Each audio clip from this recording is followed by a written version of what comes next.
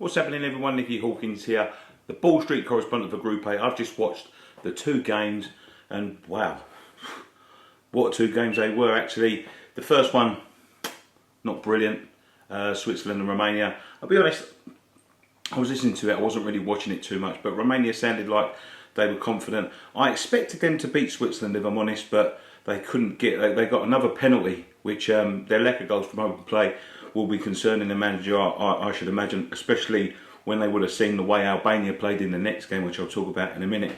But another penalty. Neither team looked like they grabbed the initiative. The Swiss got an equaliser on the 52nd minute, and that's pretty much it, really. That's pretty much how it stayed. Then we came around to the France game, the hosts taking on Albania. Albania beaten by the Swiss in the first game, of course.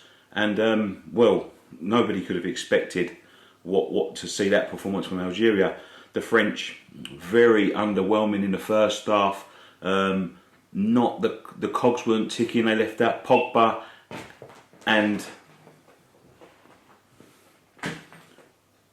Greizmann from the first game. Martial and Coman coming in, and them two not doing great, really, not really impressing me. Martial especially, I was really surprised by him.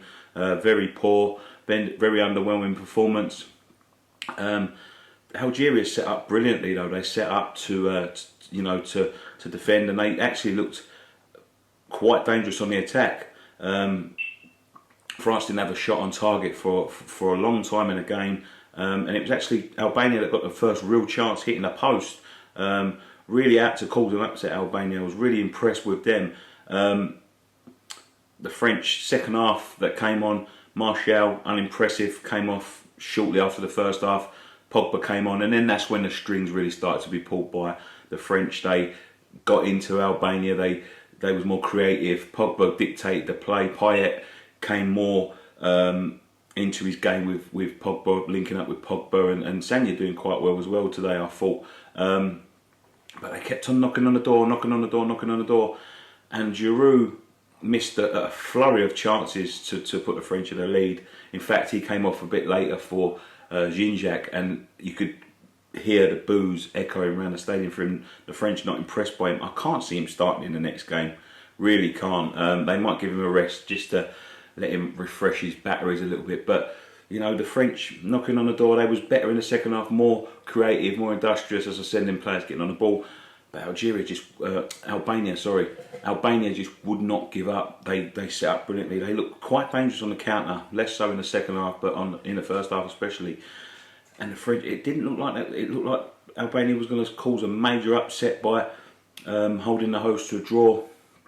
And then 90th minute, Greizmann came on as a sub a bit later on for Coman. Quite a good goal, actually, a very well worked goal. It looked like it was going to be the only goal of the game. The French carried on, they sort of dictate the play.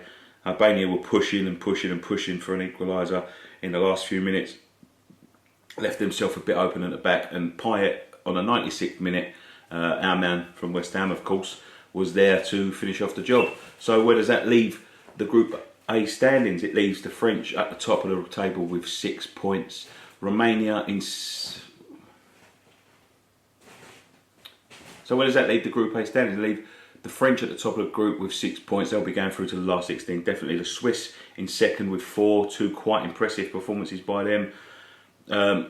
Romania with 2 points. So the next game for them is going to be absolutely crucial, with the Swiss playing the French, of course. And you're going to be expecting the French to be able to do the Romanians a favour there.